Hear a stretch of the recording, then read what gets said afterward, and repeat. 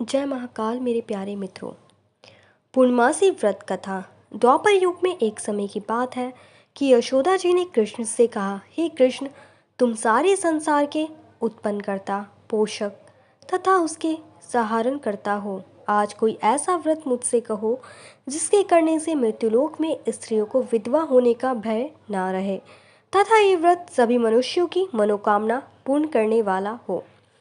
कृष्ण कहने लगे, हे माता, तुमने अति सुंदर प्रश्न किया है। मैं तुमसे ऐसे ही व्रत को सविस्तार कहता हूँ।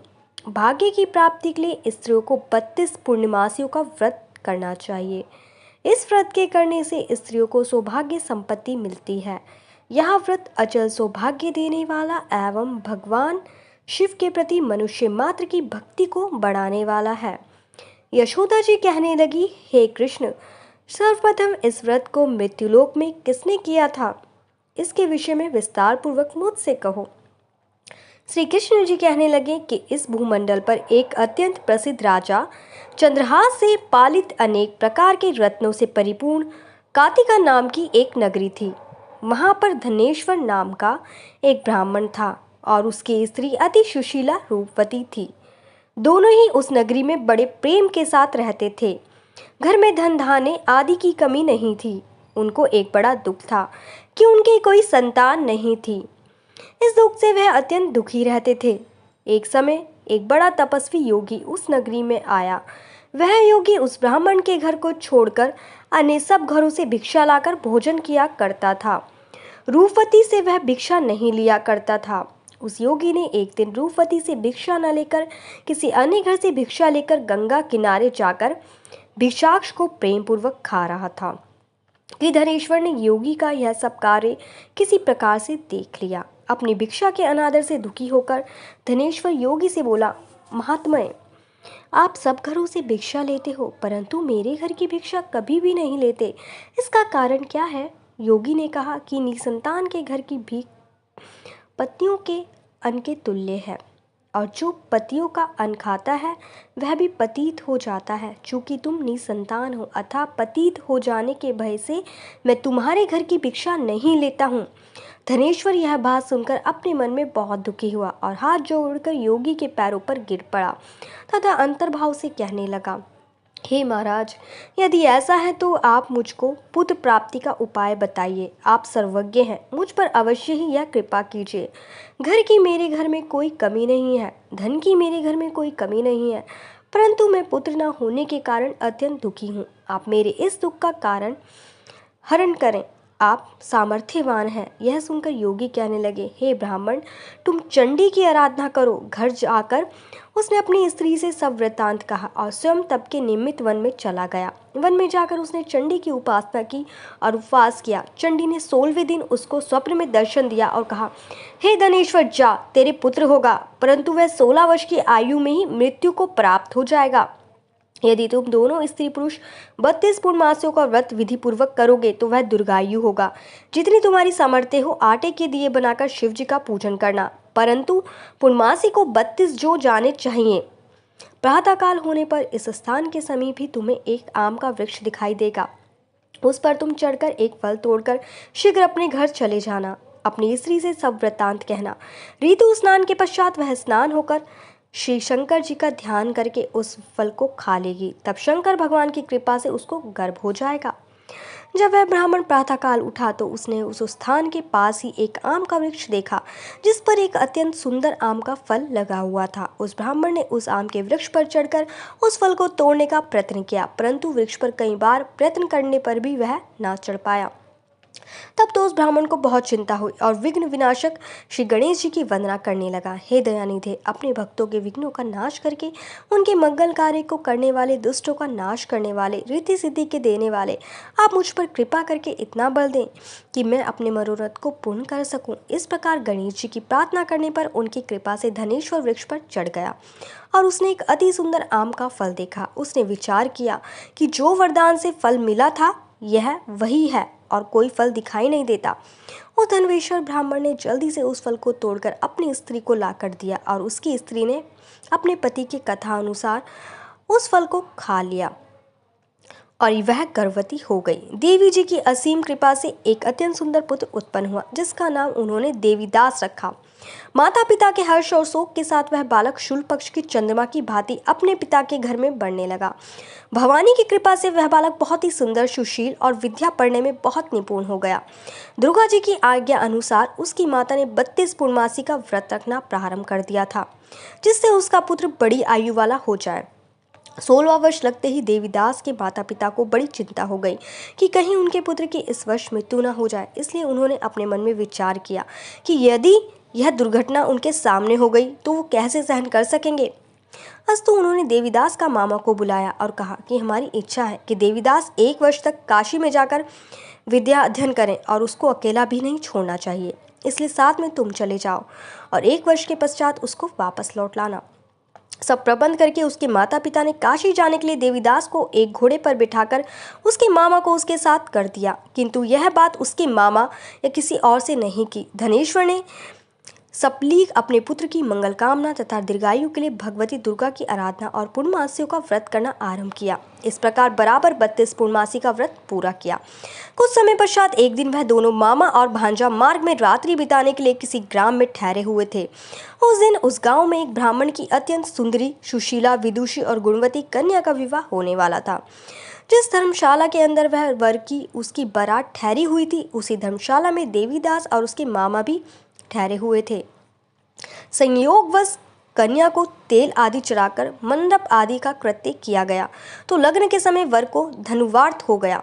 अस्तु वर के पिता ने अपने कुटुंबियों में परामर्श करके निश्चय किया कि यह देवीदास मेरे पुत्र जैसा ही सुंदर है, मैं इसके साथ ही लग्न करा दूं और बाद में विवाह के अन्य कार्य मेरे लड़के के साथ हो जाएंगे। ऐसा सोचकर देवीदास की मामा से जाकर बोला कि तुम थोड़ी देर के लिए अपने भांजे को हमें दे दो, जिससे विवाह के लग्न का सब कृत्य सुचारू रूप से हो सके। तब उसका मामा कहने लगा कि जो कुछ भी मधुपर्क आदि कन्यादान के समय वर को मिले वह सब हमें दे दिया जाए, तो मेरा भांजा इस बारात का दूल्हा बन जाएगा। यह बात वर के पिता ने स्वीकार कर लेने पर उसने अपना भांजा वर बनने भेज दिया और उसके साथ सब विवाह कार्य रात्रि में विधिपूर्वक संपन्न हो गया।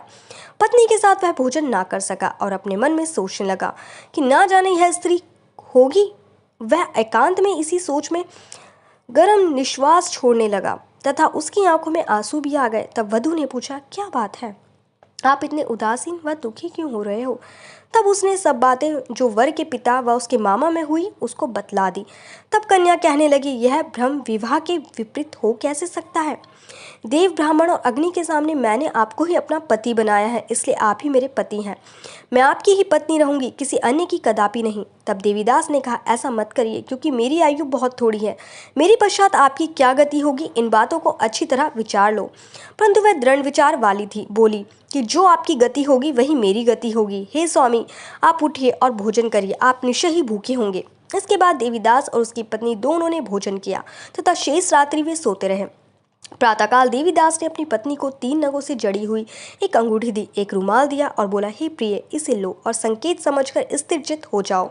मेरा मरण और जीवन जानने के लिए एक पुष्ट वाटिका बना लो, उसमें सुगंधी वाली एक नव मल्लिका लगा लो, उसको प्रतिदिन जल से सींचा करो और आनंद के साथ खेलो कूदो तथा उत्सव मनाओ। जिस समय और जिस दिन मेरा प्रणांत होगा ये फूल सूख जाएंगे और जब ये फिर हरे हो जाएं तो जान लेना कि मैं जीवित हूँ। यह बात निश्चय करके समझ लेना, इसमें कोई संशय नहीं है। यह समझाकर वह चला गया। प्रातःकाल होते ही वह पर गाजे बाजे बजने लगे और जिस समय विवाह के कार्य समाप्त करने के लिए वर तथा सब बाराती मंडप में आए तो वे कन्या वे घर वर को भली प्रकार से देखकर अपने पिता से कहा, यह मेरा पति नहीं है, मेरा पति वही है जिसके साथ रात्रि में मेरा पति ग्रहण हुआ था, इसके साथ मेरा विवाह नहीं हुआ था। यदि वह वही है तो बताएं कि मैंने उसको क्या दिया। मधुपर्क और कन्यादान के समय जो मैंने भूषण आदि दिए थे उन्हें दिखाए तथा रात में मैंने क्या गुप्त बातें कही थी वह सब सुनाए। पिता ने उसके कथानुसार वर को बुलवाया। कन्या की यह सब बातें सुनकर वह कहने लगा कि मैं कुछ नहीं जानता। इसके पश्चात लज्जित होकर वह अपना सा मुंह लेकर चला गया और सारी बारात भी अपमानित होकर वहां से लौट गई। भगवान श्री कृष्ण बोले, हे माता, इस प्रकार देवीदास काशी विद्या अध्ययन के लिए चला गया। जब कुछ समय बीत गया तो काल से प्रेरित होकर एक सर्प रात्रि के समय उसको डसने के लिए वहां पर आया।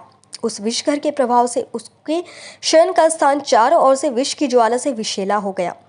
परंतु व्रतराज से प्रभाव से उसको काटने ना पाया, क्योंकि पहले ही उसकी माता ने 32 पूर्णिमा का व्रत कर रखा था। उसके बाद मध्याह्न के समय स्वयं काल वहां पर आया और उसके शरीर से उसके प्राणों को निकालने का प्रयत्न करने लगा, जिससे वह मूर्छित होकर पृथ्वी पर गिर पड़ा। भगवान की कृपा से उसी समय पार्वती जी के साथ श्री शंकर जी वहां आ गए। उसको मूर्छित दशा में देखकर पार्वती जी ने भगवान शंकर से प्रार्थना की, हे महाराज, इस बालक की माता ने पहले ही 32 पूर्णिमा का व्रत किया था, जिसके प्रभाव से भगवान आप उसके प्राण दान दे।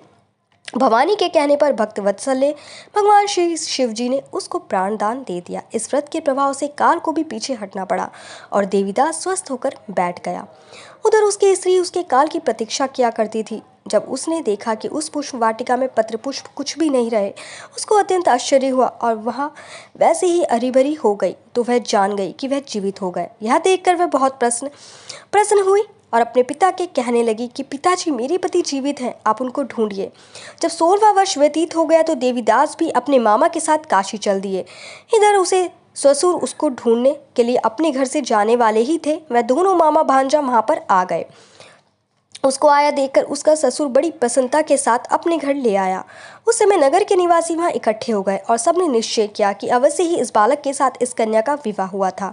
उस बालक को जब कन्या ने देखा तो पहचान लिया और कहा, यह तो वही है जो संकेत करके गया था। तदुपरांत सभी कहने लगे कि भला हुआ जो यह आ गया, और सब नगरवासियों ने आनंद बनाया। कुछ दिन बाद देवीदास अपनी पत्नी और मामा के साथ अपने ससुर के घर बहुत सा उपहार आदि लेकर अपने घर के लिए प्रस्थान किया। जब वह अपने गांव के निकट आ गया तो कई लोगों ने उसको देखकर उसके माता पिता को पहले ही जाकर खबर दे दी कि तुम्हारा पुत्र देवीदास अपनी पत्नी और मामा के साथ आ रहा है। ऐसा समाचार सुनकर पहले तो उन्हें विश्वास नहीं हुआ, किंतु जब और लोगों ने भी आकर उनकी बात का समर्थन किया तो उनको बड़ा आश्चर्य हुआ। लेकिन थोड़ी देर में देवीदास ने आकर अपने माता पिता के चरणों में अपना सिर रखकर प्रणाम किया और उसकी पत्नी ने अपने सास ससुर के चरणों को स्पर्श किया तो माता पिता ने अपने पुत्र और पुत्रवधू को अपने हृदय से लगा लिया और दोनों की आंखों में प्रेमाश्रु भर चले। अपने पुत्र और पुत्रवधू के आने की खुशी में धनेश्वर ने बड़ा भारी उत्सव बनाया और ब्राह्मणों को भी बहुत सी दान दक्षिणा देकर प्रसन्न किया। श्री कृष्ण जी के कहने लगे, इस प्रकार धनेश्वर 32 पूर्णिमा को व्रत के प्रभाव से पुत्रवान हो गया। जो भी स्त्रियां इस व्रत को करती हैं वे जन्म जन्मांतर में वैधव्य का दुख नहीं भोगती और सदैव सौभाग्यवती रहती हैं। यह मेरा वचन है, इसमें कोई संदेह नहीं मानना। यह व्रत पुत्र पोत को देने वाला तथा संपूर्ण मनोकामनाओं को पूर्ण करने वाला है। 32 पूर्णिमाओं के व्रत करने से व्रती की सभी इच्छाएं भगवान शिव जी की कृपा से पूरी हो जाती है। जय महाकाल दोस्तों, मेरे चैनल को लाइक और सब्सक्राइब करना बिल्कुल ना भूलें। जय महाकाल मेरे प्यारे मित्रों। पूर्णिमा व्रत पूजन विधि। हमारे धर्म शास्त्रों में बताया गया है कि पूर्णिमा तिथि को किसी पवित्र नदी में स्नान करना शुभ होता है। अगर आप किसी नदी में स्नान नहीं कर सकते हैं तो अपने नहाने के पानी में थोड़ा सा गंगा जल मिलाकर घर पर भी स्नान कर सकते हैं। पूर्णिमा तिथि पर पितृतर्पण करना भी बहुत शुभ माना जाता है। पूर्णिमा के दिन प्रातःकाल स्नान करने के पश्चात संकल्प लेकर पूरे विधि विधान से चंद्रदेव की पूजा अर्चना करें। चंद्रमा की पूजा करते समय नीचे दिए गए मंत्र का जाप करें। ओम सोम सोमाय नमः। ओम सोम सोमाय नमः। भगवान शिव को चंद्रमा अत्यंत प्रिय है। चंद्रमा भगवान शिव की जटाओं में विराजमान रहते हैं, इसलिए पूर्णिमा के दिन चंद्रमा की पूजा के साथ साथ भगवान शिव की पूजा करने से मनचाहे फलों की प्राप्ति होती है। चंद्रमा एक स्त्री प्रधान ग्रह है, इसलिए जय महाकाल मेरे प्यारे मित्रों। पूर्णिमा व्रत के लाभ। अगर आप मानसिक कष्टों से मुक्ति पाना चाहते हैं तो पूर्णिमा का व्रत अवश्य करें। पूर्णिमा व्रत करने से पारिवारिक कलह और अशांति दूर हो जाती है। जिन व्यक्तियों की कुंडली में चंद्र ग्रह पीड़ित और दूषित है और इस ग्रह की वजह से जीवन में बहुत समस्याएं आ रही है, उन्हें पूर्णिमा व्रत अवश्य करना चाहिए।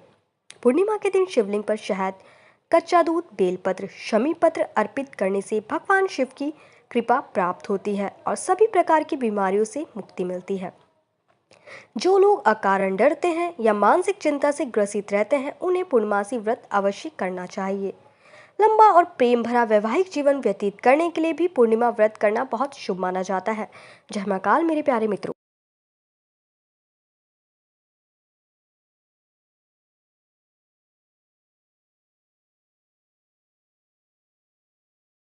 जय महाकाल मेरे प्यारे मित्रों। पूर्णिमा व्रत पूजन विधि। हमारे धर्म शास्त्रों में बताया गया है कि पूर्णिमा तिथि को किसी पवित्र नदी में स्नान करना शुभ होता है। अगर आप किसी नदी में स्नान नहीं कर सकते हैं तो अपने नहाने के पानी में थोड़ा सा गंगा जल मिलाकर घर पर भी स्नान कर सकते हैं। पूर्णिमा तिथि पर पितृतर्पण करना भी बहुत शुभ माना जाता है। पूर्णिमा के दिन प्रातःकाल स्नान करने के पश्चात संकल्प लेकर पूरे विधि विधान से चंद्रदेव की पूजा अर्चना करें। चंद्रमा की पूजा करते समय नीचे दिए गए मंत्र का जाप करें। ओम सोम सोमाय नमः। ओम सोम सोमाय नमः। भगवान शिव को चंद्रमा अत्यंत प्रिय है। चंद्रमा भगवान शिव की जटाओं में विराजमान रहते हैं, इसलिए पूर्णिमा के दिन चंद्रमा की पूजा के साथ साथ भगवान शिव की पूजा करने से मनचाहे फलों की प्राप्ति होती है। चंद्रमा एक स्त्री प्रधान ग्रह है, इसलिए इसमें माँ पार्वती का प्रतीक भी माना जाता है। अगर आप पूर्णिमा तिथि के दिन भगवान शिव के साथ साथ माँ पार्वती और संपूर्ण शिव परिवार की पूजा करते हैं तो आपको सभी मनोकामनाएं पूर्ण हो जाएंगी। पूर्णिमा व्रत से जुड़ी विशेष बातें। पूर्णिमा व्रत में यज्ञ और अन्य मांगलिक कार्य जैसे विवाह, देव प्रतिष्ठा आदि करना बहुत शुभ होता है। भगवान शिव की पूजा और अन्य धार्मिक कार्यों को करने के लिए पूर्णिमा तिथि को शुभ माना जाता है। पौराणिक कथाओं के अनुसार पूर्णिमा तिथि के दिन राहु ग्रह का जन्म हुआ था। माघ, कार्तिक, ज्येष्ठ और आषाढ़ मास में आने वाली पूर्णिमा को बहुत महत्वपूर्ण माना जाता है। इस दिन दान करने से भी सभी मनोकामनाओं की पूर्ति होती है। अगर आप समस्त पूर्णिमा का व्रत नहीं कर सकते हैं तो कार्तिक शुक्ल पूर्णिमा का व्रत अवश्य करें। जो भी स्त्री पूर्णमासी का व्रत करती है वह हमेशा सौभाग्यशाली रहती है। जय महाकाल मेरे प्यारे मित्रों। जय महाकाल मेरे प्यारे मित्रों। पूर्णिमा के दिन माँ लक्ष्मी की पूजा। हमारे शास्त्रों में बताया गया है कि माँ लक्ष्मी को पूर्णिमा तिथि विशेष प्रिय होती है। इस दिन माँ लक्ष्मी की पूजा करने से मनुष्य के जीवन में किसी भी प्रकार की कमी नहीं रहती है। शास्त्रों के अनुसार पूर्णिमा के दिन सुबह प्रातःकाल उठकर स्नान करने से पश्चात पीपल के पेड़ में मीठा जल अर्पित करें। अब घी का दीपक और अगरबत्ती जलाकर माँ लक्ष्मी की पूजा करें। ऐसा करने से माँ लक्ष्मी की कृपा बनी रहती है। प्रत्येक पूर्णिमा के दिन सुबह स्नान करने के पश्चात जल में थोड़ी सी हल्दी मिलाकर उससे अपने घर के मुख्य द्वार पर ओम बनाएं। ऐसा करने से माँ लक्ष्मी प्रसन्न होती है। हर पूर्णिमा के दिन चंद्रमा उदय होने के पश्चात मिश्री डालकर साबूदाने की खीर बनाएं और माँ लक्ष्मी को भोग लगाएं। अब इसे प्रसाद के रूप में बांट दें। ऐसा करने से आपके घर में धन के आगमन का मार्ग खुल जाएगा।